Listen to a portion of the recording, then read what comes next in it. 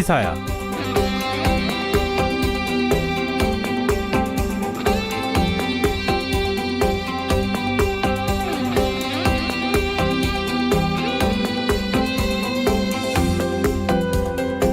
오늘은 4.7 재보궐선거 사전투표 첫날이었습니다. 중앙선거관리위원회에 따르면 오늘 사전투표율은 9.14%로 2018년 지방선거 때보다 높은 것으로 나타났는데요. 내일 전국적으로 비가 예보돼 있고 다음 주 수요일 본투표일은 휴일이 아니라는 점에서 최종 투표율은 조금 더 지켜봐야 할 것으로 보입니다.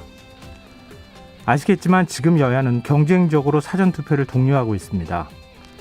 여론조사 결과를 공표하지 못하는 이른바 깜깜이 기간 동안 부동층이 어떤 방향으로 움직일지 촉각을 곤두세우면서 저마다 사전투표가 자신들에게 유리하다는 동상이몽을 하고 있는 건데요. 선거 기간 내내 공약 경쟁이 아닌 네거티브 공방만 주고받았던 정치권이 지금도 투표율에 따른 득실만 따지고 있는 것은 아닌가 하는 생각도 해봅니다.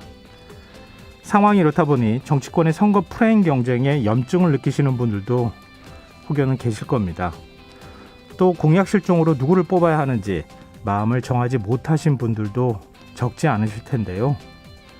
니체는 이런 말을 했습니다. 기권은 중립이 아니다. 암묵적 동조다. 모든 정치는 대중의 무관심에 기초하고 있다는 점 기억하시면서 소중한 권리를 꼭 행사하셨으면 좋겠습니다. 시사평론가 김성환입니다. 4.7 재보궐선거가 닷새 앞으로 다가오면서 여야의 선거전이 점점 치열해지고 있는데요. 남은 기간 판세에 어떤 영향을 줄 변수는 무엇인지 잠시 후 뉴스야에서 자세히 살펴보겠습니다. 더 깊이 있게 들여다보는 인터뷰 시간에는 어제부터 여야의 선거 전략을 연이어 들어보고 있는데요. 오늘은 민주당 박영선 서울시장 후보 캠프의 진성준 전략기획본부장과 이야기 나눠보겠습니다. 김성환의 시사에는 청취자 여러분의 관심과 참여를 기다립니다. 오늘 방송 내용과 관련해 의견이 있으신 분들은 문자 보내주십시오. 당첨된 분들께는 모바일 상품권 보내드릴 텐데요. 참여하실 번호는 샵9730이고요. 짧은 문자는 50원, 긴 문자는 100원의 이용료가 부과됩니다. 콩 게시판을 통해서도 무료로 참여하실 수 있고요. KBS 1라디오 유튜브 채널을 통해서도 실시간으로 시청 참여하실 수 있습니다. KBS 1라디오 김성환의 시사야. 그럼 지금 시작하겠습니다.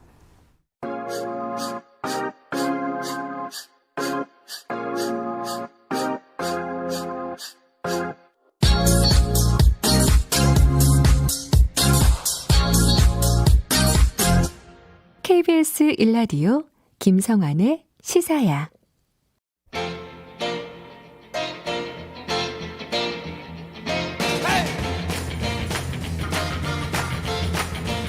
한 주 동안 있었던 뉴스 가운데 우리가 조금 더 깊이 들여다봐야 할 이슈를 짚어보는 시간입니다.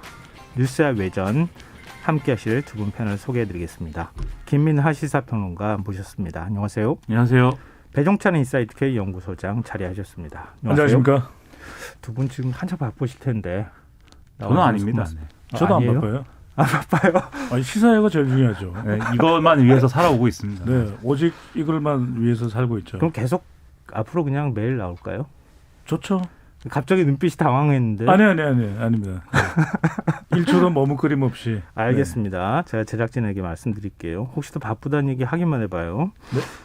네. 자, 오늘 투표하셨어요? 저는 내일 하려고요. 아, 오늘 네. 사전투표가 내일까지니까요. 그렇죠. 네. 네. 김민하 평론가는.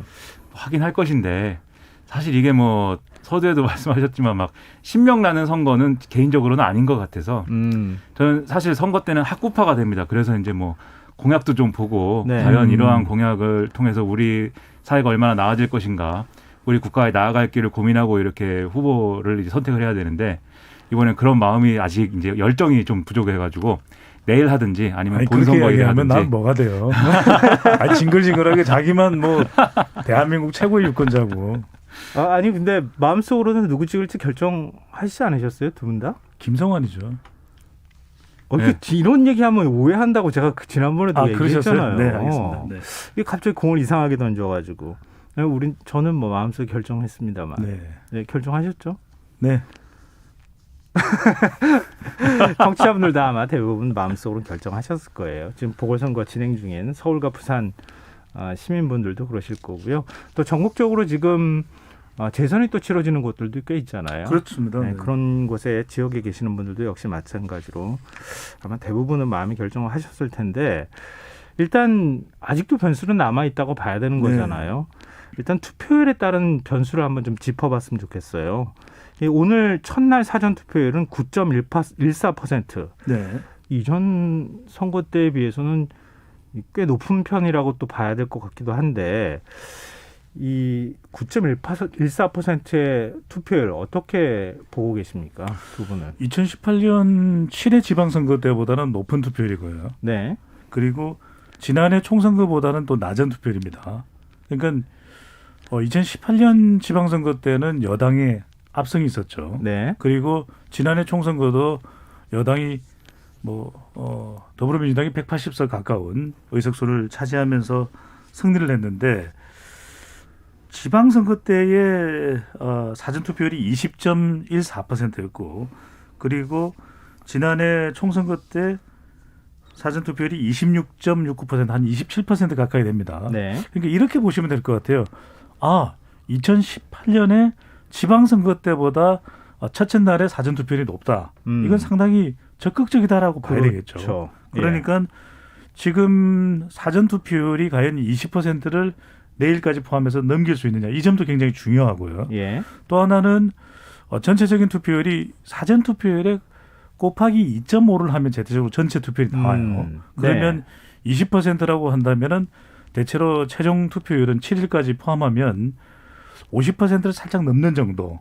그 정도가 된다고 예상한다면 중요한 건 이제 사전 투표율은 대체적으로 민주당 지지자들이 투표를 좀 많이 한다고 봐야 될 것 같고요. 왜냐하면 실제 여론조사에서도 20대, 30대, 40대가 사전 투표 참여율이 의견이 높은 편이었거든요. 네. 그렇다면 세대별 역시 투표율입니다. 이게 우리가 눈여겨봐야 되는 부분은 20대, 30대의 사전 투표율도 중요할 텐데 결국은 이번 선거를 판가름 나게 하는 연령대는 50대라는 말씀드렸죠. 그러니까 50대는 참 특이한 것이 네. 사전 투표도 하겠다, 본선거에도 투표를 하겠다. 이게 높아요. 네. 그러니까 남녀 간의 약간 참여 비율의 차이도 있고 그래서 과연 이번 투표율을 사전 투표만 보고 본다면은 어느 한쪽으로 쏠리지 않는 것 같아요. 그러니까 민주당은 민주당대로 지지층이 나오고 있고 또 사전 투표를 독려하고 있는 국민의힘도 그렇게 썩 사전 투표율만 놓고 보면 나쁜 상황은 아닌데 최종 투표율과 이 50대 투표율이 과연 어떻게 될지를 좀 지켜봐야 되겠죠. 네.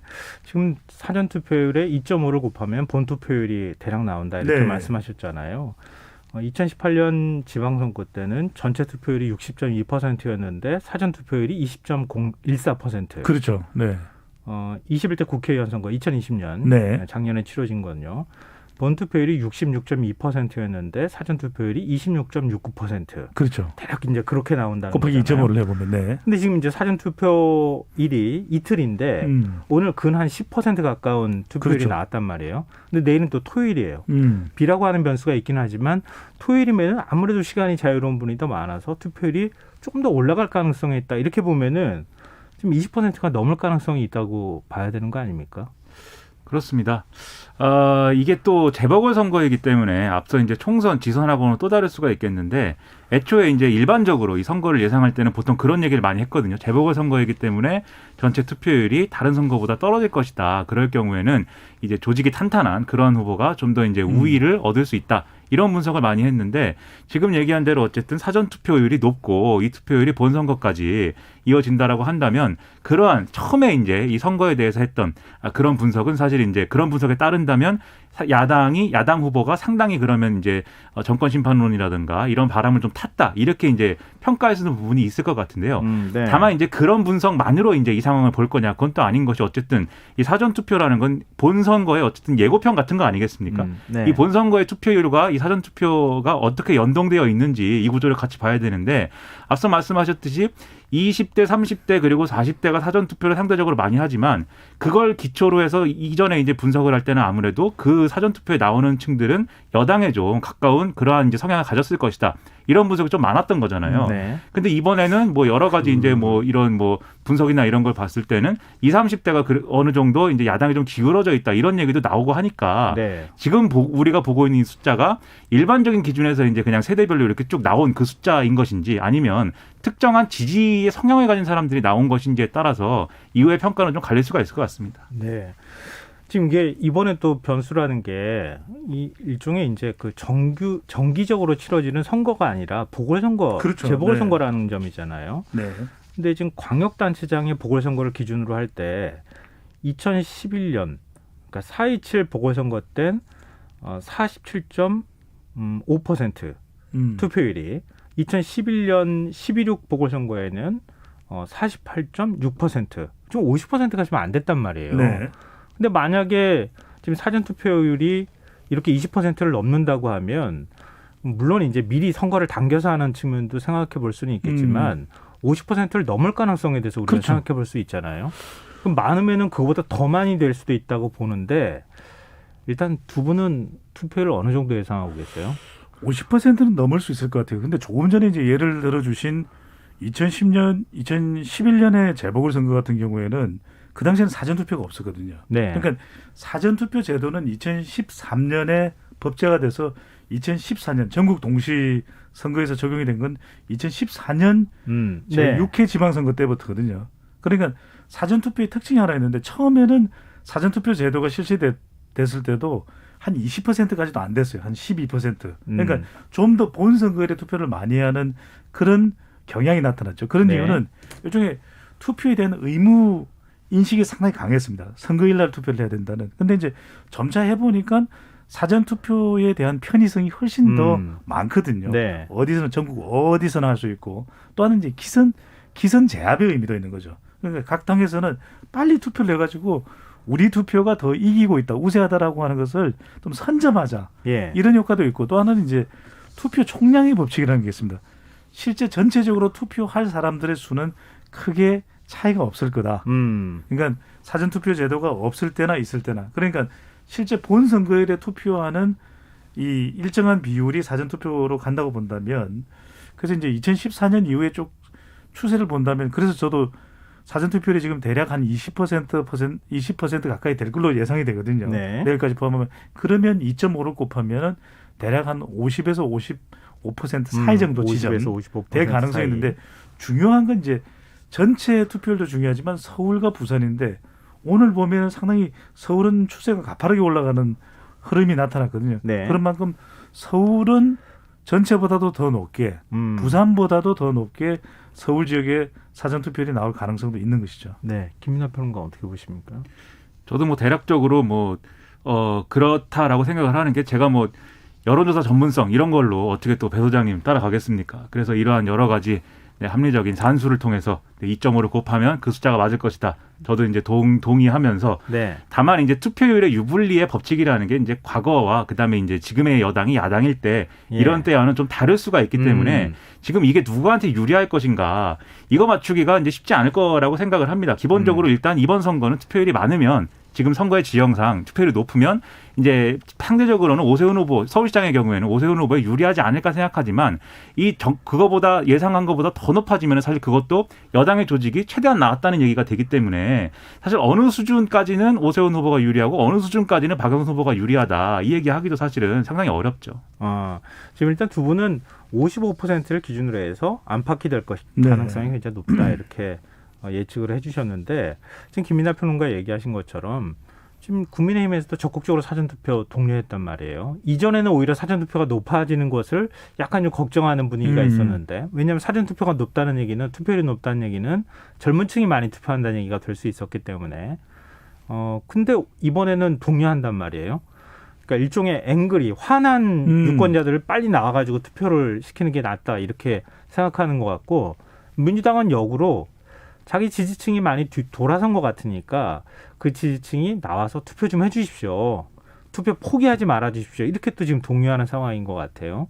그러니까 두 분은 이런 상황 어느 쪽이 더 강한 영향력을 가질 거라고 보세요? 글쎄요. 이번 선거는 이전에 우리가 봤던 일반적인 전국 동시선거에서의 사전투표하고는 좀 흐름이 다른 것 같아요. 그러니까 20대, 30대 이야기를 많이 하시는데 민주당으로부터 이반된 그런 민심에 20대, 30대가 그러면 실제 투표장에 갔을 거냐.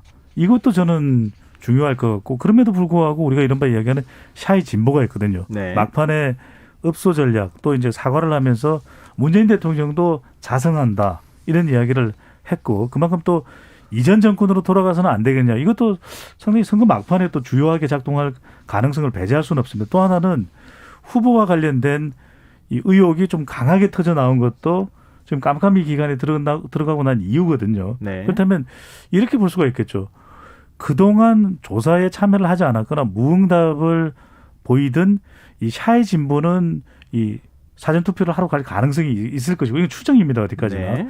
또 하나는 우리가 여론조사에서 봤을 때 20대 60% 이상이 뭐 이건 흐름으로 그냥 말씀드리는 겁니다. 특정 조사를 겨냥한 건 아니고요. 네. 가까이 오세훈 후보를 지지한다라는 그런 결과가 보도가 많이 되는데 그러면 그게 과연 적극적으로 투표소로 갈 정도의 지지냐 아니면은 여론조사상에서 지금 여론조사는 대체적으로 문재인 대통령에 대한 국정평가 성격이 강하게 나타나요. 네. 그러니까 문 대통령의 긍정평가는 박영선 후보의 지지율, 문 대통령의 부정평가는 오세훈 후보의 지지율로 나타나거든요. 그러니까 실제 사전투표를 안 갔을 가능성도 있는 거죠. 그렇다면 그럼 왜 사전투표율이 첫째 날에 2018년 제7회 지방선거보다 높으냐.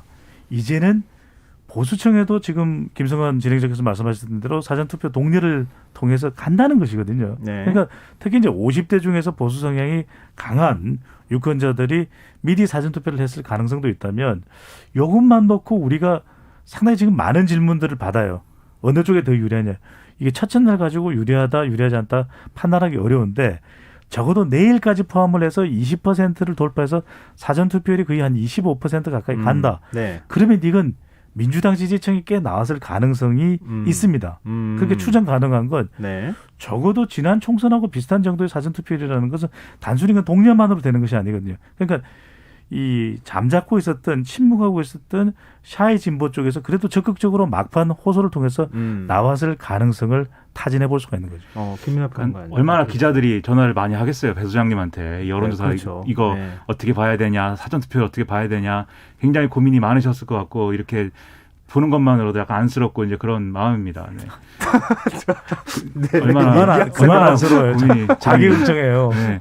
아니 저는 이제 시사평론가는 이제 마음대로 분석을 하고 뭐 이렇게 얘기를 하는데. 예, 얘기하세요. 네, 아니 저도 이제 그런 생각은 이제 비슷하게 합니다. 근데 이제 약간 여당의 태도와 야당의 태도의 어떤 전략의 이제 방점은 좀 이제 차이는 있을 것 같아요. 예를 들면 여당은 계속 지금 말씀드렸지만 이게 샤이 진보가도 있지만 샤이 진보라는 것은 어쨌든 마음속으로는 내가 투표장에 가면 반드시 민주당을 찍는다는 거 아니에요. 그것은. 네. 그건 샤이 진보지만 냉담자도 있거든요. 마음이 이제 돌아서서 난 그냥 투표를 포기하고 싶다. 근데 이런 사람들까지 어쨌든 투표장에 데리고 오기 위해서 사전 투표도 하라고 하고 본 투표도 하라고 하고 이렇게 이제 투표를 해라. 포기하지 말고 이제 여당의 이제 어떤 전략의 방점이 찍힌 부분이다라고 한다면 어쨌든 오세훈 후보는 조직력이나 이런 것에서는 여당에 이제 일정 부분 밀리는 게 있지 않습니까? 그러다 보니까 투표율을 최대한 많이 확보하는 게 중요한 것 같아요. 예를 들면 지금 보수층에는 사전투표를 못 믿겠다는 흐름이 있었는데 이번에도 그런 말씀하는 분들이 있거든요. 네. 사전투표는 여전히 못 믿겠으니 본투표에 가서 투표를 할 것이다. 근데 이분들이 예를 들면 본투표율이 됐는데 어떤 사정이라든지 또는 뭐 어떤 피치 못할 일에 대해서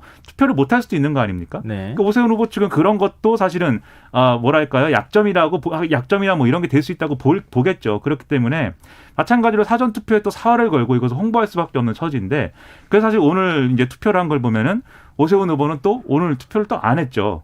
대신에 이제 안철수 대표라든지 그다음에 이제 다른 이제 사람들 또 투표를 했는데 그런 걸 볼 때는 역시 투표일을 사전 투표 포함해서 본 투표까지 계속 투표를 하게 만드는 이 투표일을 이제 3일을 딱 확보를 해서 충분히 투표를 시키는 전략으로 간다.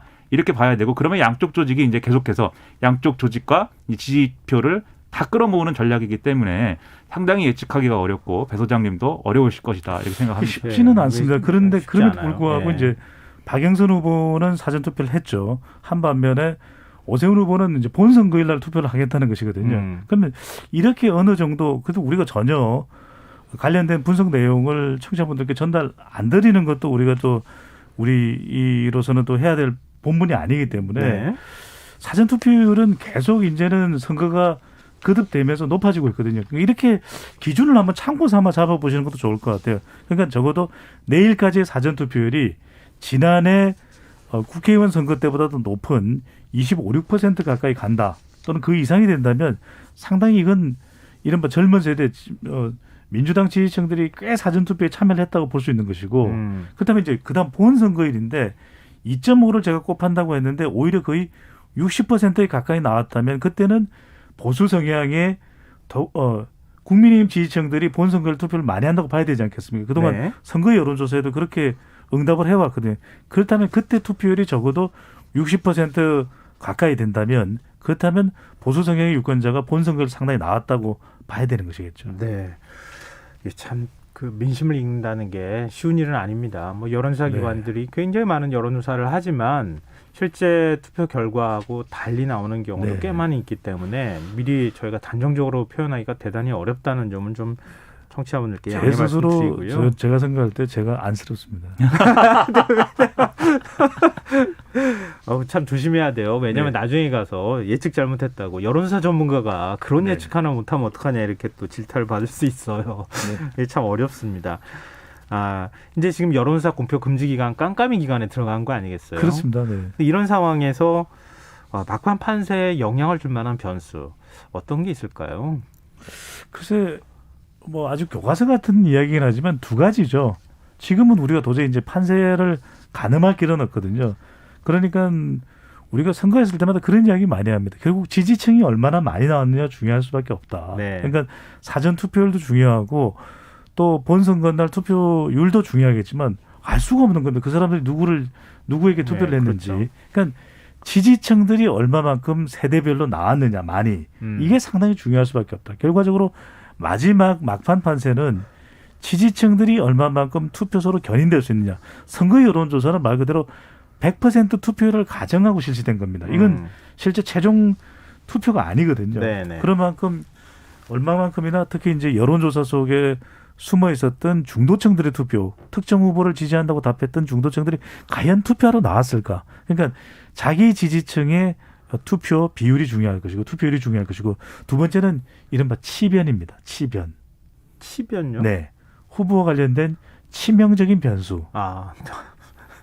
치매가 아니고. 네네. 치변이니까 왜냐하면 지금도 깜깜이 기간 중에 후보에 대한 가혹한 검증이 이루어지고 있거든요. 네. 뭐 어디에 참석을 했느냐, 어디에 갔었느냐, 안 갔었냐. 이게 사실은 마지막에 중도층을 뒤흔들 수 있거든요. 지지층들은 갑니다. 진영 간 대결 구도에서. 근데 이런 개인과 관련된 의혹, 관련된 또 보도 이런 데 영향을 더 많이 받는 것은 결국은 중도층과 부동층이기 때문에 적어도 적게는 5%, 많게는 한 15% 보거든요. 네. 이 투표하러 가는 부동층들의 막판 표심에 영향을 줄 수 있기 때문에 무엇보다도 이게 남아있는 변수. 하나는 투표율, 또 하나는 치변. 근데 요거를 좀 더 구조화해서 좀 보자면 네. 이런 것 같아요. 지금 어쨌든 서울시장 선거도 그렇지만 부산 선거시장도 그렇지만 정권 심판론이 굉장히 강합니다. 그 이전 선거에 비하면. 네, 그건 뭐 지금 여론조사로 확인되고 있는 내용이긴 하니까요. 그렇죠. 네. 상당한 바람이 만들어진 상황인데 이게 우리가 현실적으로 선거도 그렇고 정치도 그렇고 누가 좋아서 지지하고 누구를 정말 저 사람을 열렬히 응원해서 그 사람을 찍는 경우도 있지만 사실은 대부분의 경우는 누군가가 싫어서 그 반대쪽에 있는 사람을 찍는 경우가 대다수이지 않습니까? 떨어뜨리기 위해서 원래 투표한다는 얘기도 있잖아요. 그렇죠. 그렇죠. 그렇죠. 선거의 뭐 격언 같은 거죠. 그렇죠. 그래서 냉정히 얘기해서 오세훈 후보에 대한 지지는 사실 정권 심판론이라는 바람을 가지고 얘기를 한다면 이 정권이 문제가 있다고 생각해서 그리고 이 정권을 이번에는 지지하는 것이 오히려 우리 사회에는 뭐 안 좋은 결과를 낳을 거라고 생각을 해서 그래서 이제 오세훈 후보를 지지하는 이런 여론이란 말이죠. 근데 이게 결국 이 정권이 싫어서 오세훈 후보를 지지하는 거다라고 규정을 한다면 박영선 후보를 지지하겠다고 하는 분들은 뭐냐.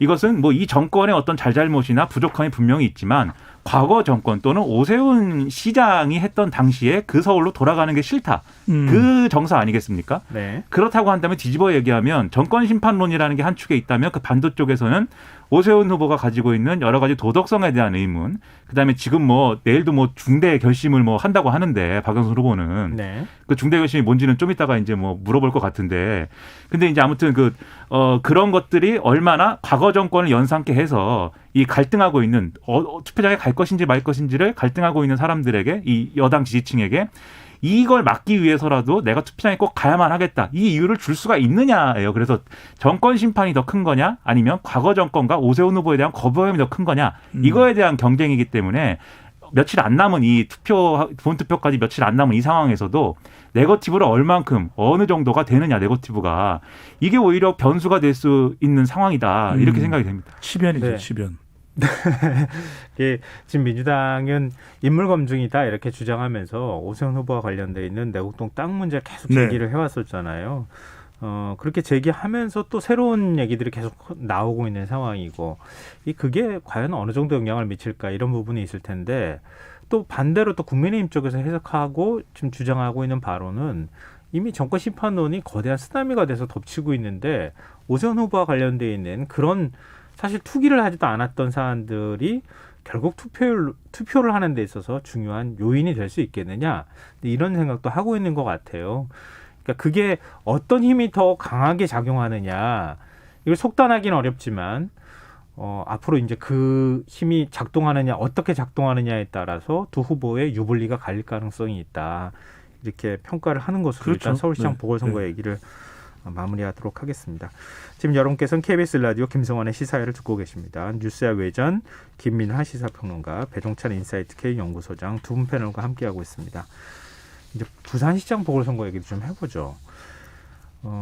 지금 부산시장 보궐선거도 판세가 여론조사 결과만 보면 흔들리는 것 같아 보이지는 않아요. 계속 지금 뭐 서울시장 보궐선거도 역시 마찬가지지만 판세는 여론조사 수치상으로만 보면 확실히 국민의힘 후보 쪽이 유리한 것으로 나오고 있는 것은 뭐 분명히 보이긴 하거든요.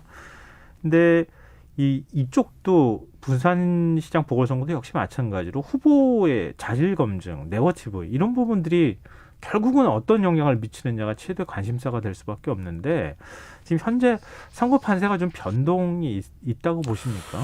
지금 깜깜이 기간 들어가고 난 이유는 우리가 알 길이 없죠. 그렇지만 이제 마지막으로 발표된 여론조사 결과를 보면은 사실상 지금 후보의 판세가 서울과 부산이 별로 다른 게 없어요. 네. 그리고 거의 이제 구도도 같고, 사실상 이 나오고 있는 후보 간의 지지율이 대통령의 지지율하고 똑같습니다.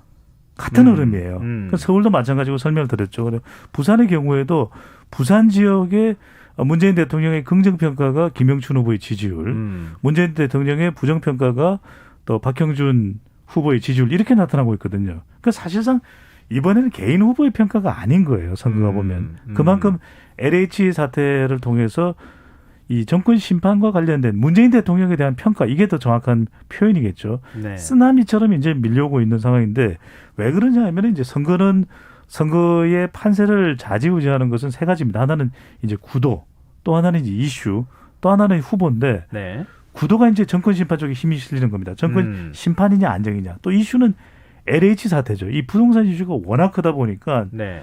사실상 이 후보 간의 검증은 거의 되지 않는, 후보의 평가가 아닌 선거가 돼버린 것이거든요. 마지막에 남는 것이 구도, 이슈, 그다음에 후보인데, 이 후보와 관련해서는 구도와 이슈가 너무 크기 때문에 후보와 관련된 이슈가 먹히질 않는 것이거든요. 근데 모르겠어요. 이제 깜깜이 기간 동안에 박형준 후보와 관련된 여러 가지 의혹이 있습니다. LCT 의혹도 있고, 의혹입니다. 그리고 자녀 입학 청탁과 관련된 의혹도 있고, 등기 누락과 관련된 의혹이 있고, 아주 최근에는 지난 선거에서 돈을 줘서 선거에 관련된 뭐 허위 정언을 하게 만들었다. 네. 이것까지 이제 나왔습니다. 이건 아직까지는 의혹입니다. 네. 근데 다른 여느 선거 때 같았으면 이런 후보의 치명적인 신상과 관련된, 이른바 말씀드렸던 치변이죠. 네. 이게 굉장히 큰 영향을 줬을 거예요. 근데 지금 선거는 부산도 마찬가지고, 깜짝 놀라는 건 부산이나 서울이나 거의 판도가 비슷하게 올라가고 있다는 겁니다. 네. 그래서 이 깜깜이 기간 동안에 이제 깜깜이 기간 직전이었죠. 더불어민주당 지도부에서는 사과하고 반성을 한 건 뭐냐면 국면을 전환하겠다는 거예요. 그러니까 이제 국면을 전환하겠다. 그렇습니다. 땅 선거가 되어가고 있는 것을 적어도 두 가지입니다. 하나는 이전 정권으로 돌아가서는 안 된다. 그리고 우리가 잘못은 했지만 적어도 차기 정권의 개혁을 계속 이어가려면 이번 선거에서 다시 한 번만 우리를 이해하고 도와달라. 이게 이제 이른바 더불어민주당의 업소 전략이거든요. 네. 과연 이제 깜깜이 기간 중에 이런 전략도 지지층들을 결집시켜서 투표소로 보낼 가능성이 있기 때문에 얼마나 이제 격차를 이제 좁히고 또 판세를 뒤집느냐가 중요한데 지금 아주 큰 이슈는 LH입니다. 그러니까 지금 말씀하신 걸 종합하면 지금까지 여러 변수라고 할 만한 뭐 치변이라고 자꾸 용어를 쓰셔가지고 네. 그런 것들이 나왔는데 이전 선거에는 굉장히 큰 이슈가 될 만한 사안이라고 그럼요. 보이는데 이번 선거에는 그렇게 큰 뭐 당락을 바꿀 만큼의 큰 이슈 같아 보이진 않는데 작동하고 있지 않다 그런 이슈로 네. 그러니까 그렇게 분석을 해주셨어요. 그러니까 부산이 더 사실 좀 꿈쩍 않는 거 아닌가 이런 생각이 드는 게 네. 어쨌든 서울은 지금 박영선 후보 측이 오세훈 후보 측의 이 의혹을 사실은 뭐랄까요? 살라미 전술이라고 해야 될까요? 결과적으로 그렇게 비출 수 있는 그러니까는 이게 처음부터 내곡동 땅 의혹이 거론되기는 했지만 이게 쪼개서 나왔거든요, 사실. 처음에는 이런 거 아니냐, 여기에 땅이 있었는데 거기를 뭐 그린벨트를 풀고 거기를 택지지구로 지정한 거 아니냐 의혹으로 시작을 해서 측량을 한 거 아니냐, 이건 이제 KBS 보도로 나온 측량할 때 같이 있지 않았느냐, 그리고 같이 있을 때 식당에 가지 않았느냐, 네. 식당 주인도 나오고 측량 같이 한 사람도 나오고 땅 경작인도 나오고 이런 식으로 하나의 이슈를 쪼개서 계속 이렇게 의혹을 제기한 측면이 있는데. 부산에 그거는 의혹을 쪼개서 제기했다기보다는 처음에 오세훈 후보가 해명할 때 결과적으로 그렇게 해명을 됐다는 좀 거죠. 명확하게 한번 네. 딱 했으면은 그런 뒤따르는 의혹이 안 나왔을 텐데 애매모호하게 해명하거나 난 모른다 이렇게 하면서 오히려 이건 뭐 국민의힘에서도 인정하는 바니까요. 오세훈 후보도 그 해명은 좀 잘못됐다 이렇게 또 인정하지 않았어요. 그러니까 의혹이 뒤따르는 현상이 나타났던 것 같아요. 제가 말씀드리고 싶은 건 하나의 의혹이 여러 개로 이렇게 순차적으로 의혹 제기가 됐다는 겁니다. 단계적으로. 네. 그게 이제 물론 오세훈 후보가 이제 해명을 잘못했기 때문이겠지만 네. 그건 이제 저도 이제 다른 데서는 많이 말씀드렸는데 근데 박형준 후보의 경우에는 케이스가 여러 개인 거잖아요. LCT 의혹 제기됐고 그다음에 방금 말씀하신 것처럼 미등기 건물에 관한 의혹이 제기됐고 그다음에 또 뭐 이 사찰 의혹이 제기됐고 이 이명박 정권 때 그리고 이것도 최근에 말씀하신 거짓 뭐 이런 뭐 성폭행 증언 뭐 이런 거 네. 그런 거 나오고 했지만 사실 그 전까지 여론조사 지지나 추이를 보면 사실 차이가 벌어지면 벌었지 뭐 줄어들진 않았단 말이죠.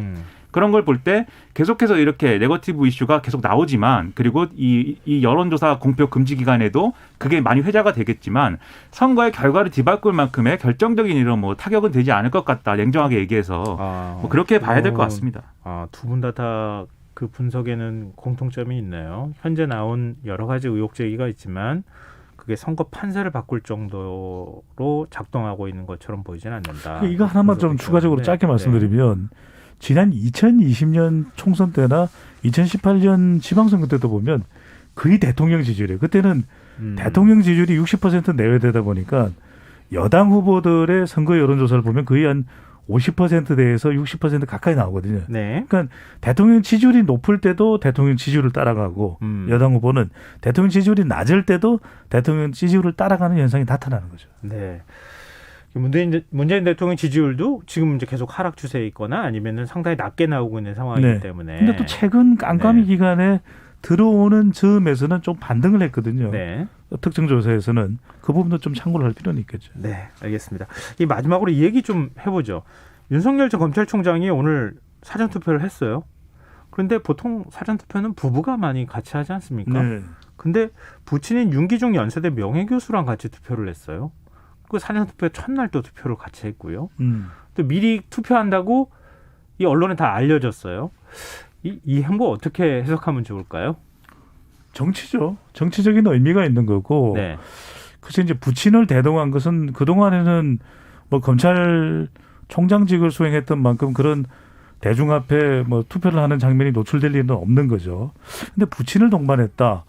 이게 부친이 누구라도 잘 알다시피 충청 출신이거든요. 네네. 그러다 보니까 이게 충청 맹주론에 불씨를 당긴 건 아니냐 이런 얘기가 나오고 있는데 사실 이게 적절한지는 모르겠어요. 왜냐하면 검찰총장을 역임했던 윤석열 전 총장에게 가장 중요한 가치는 사실은 검찰 개혁이죠. 네. 검찰총장이 더 신뢰를 받을 수 있는 국민의 검찰을 만들어야 했는데 사실 그 임무를 역할을 다 못하고 나온 거 아니겠습니까? 그렇다면 벌써 이제 자기 대권 후보로도 여론조사에 포함이 되어 있는 상태지만 글쎄 그런 본인의 숙명적으로 부여된 임무보다는 오히려 이렇게 정치적인 행보를 하는 것이 과연 어떤 평가를 받을지. 물론 국민의힘이나 보수층에서는 지지를 합니다. 네. 하지만 그래도 이 선거에까지 영향을 어떻게든 줄 수 있는 행보라면 좀 신중했어야 되지 않을까라는 생각도 듭니다. 네, 김민하 평론가. 일단 배우자가 아닌 것은 윤석열 전 총장도 뭐 처가가 이미지가 안 좋은 거 아닙니까? 냉정하게 얘기해서 여러 의혹이 있으니까. 네. 그래서 배우자를 대동하지 않은 거 아닐까 이런 생각도 들고요. 그리고 이제 부친을 또 이렇게 모신 것은 그 윤기중 전 교수는 그 윤석열 전 총장의 처가와는 달리 이미지가 상당히 좋은 걸로 저는 알고 있습니다. 옛날 분이시니까 뭐 정확히 모릅니다만. 네. 그래서 그런 것을 좀 보여준 게 아닌가 싶고, 그리고 이제 제가 좀 재밌다고 생각한 것은 굳이 이렇게 사전투표를 한다고 소문을 내서 다들 카메라가 와서 찍고 기자들이 막 물어보는데 한마디도 얘기를 안 하고 뭐 아버님을 모시고 온 것에 불과하다 이렇게 얘기하고 떠났거든요. 네. 그럼 그건 뭐냐 이런 의문이 있을 수가 있는데 결국은 사전투표를 하는 모습을 보여주는 게 중요했다. 이 점이 저는 중요한 것 같고, 그래서 법치의 화신인 윤석열도 사전투표는 믿는다. 이걸 보수층에게 메시지를 전하는과 동시에 대권주자로서 정권심판론의 의미를 더 강하게 주려는 뭐 그런 행보가 아니었을까 해석은 하는데, 물론 평론이라는 게 꿈보다 해몽인 경우도 많아가지고 본인을 한번 인터뷰하는 게 가장 뭐 좋지 않을까 싶습니다. 글쎄 뭐 아직 뭐 인터뷰를 하지 않고 있기 때문에 네. 언론과 짧게 뭐 응답하는 질의에 답하는 정도 국민의힘이나 수준인데. 보수층 지지를 받으면 7일 날 해야 되는 거 아니에요? 근데 상식과 정의 얘기를 윤석열 전 총장이 많이 했거든요. 근데 김종인 비대위원장이 오늘 7일 날은 상식과 정의가 승리하는 날이라고 했습니다. 네, 뭔가 알겠습니다. 쿵짝이 맞아가고 이제 있어요. 마무리를 해야겠습니다. 지난번에 언론과 인터뷰에서 시민의 반격 이런 표현까지 사용했었는데 과연 그 연결 지점에 이번 사전투표가 있었는지 이건 좀 더 나중에 지켜보면 확연하게 윤곽이 드러날지 않을지 좀 알 수 있겠죠. 자, 오늘 뉴스의 배전 여기서 마무리하겠습니다. 지금까지 배종찬 인사이트 K 연구소장, 김민하 시사평론가 두 분과 함께했습니다. 오늘 좋은 말씀 고맙습니다. 고맙습니다. 감사합니다.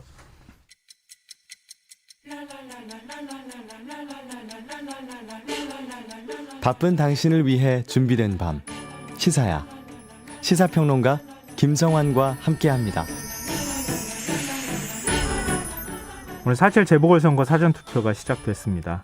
여야 모두 사전투표가 이번 선거의 첫 승부처라고 보고 투표 동료에 나선 가운데 민주당은 다시 한번 기회를 달라며 지지를 호소했는데요.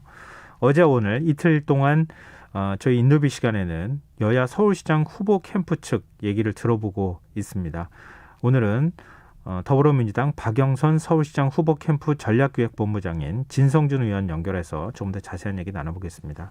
의원님 안녕하십니까? 의원님 안녕하세요. 이게 전화 연결이 지금 잠깐 끊어진 것 같은데요. 저희가 연결되는 대로 다시 한번 연결하도록 하겠습니다. 아시다시피 지금 사전투표가 지금 오늘부터 시작이 됐고요. 이런 사전투표가 진행되는 가운데에서도 여야 지도부, 각 선거 캠프 측, 후보 측은 열심히 지금 유세를 하고 있는 상황인데요.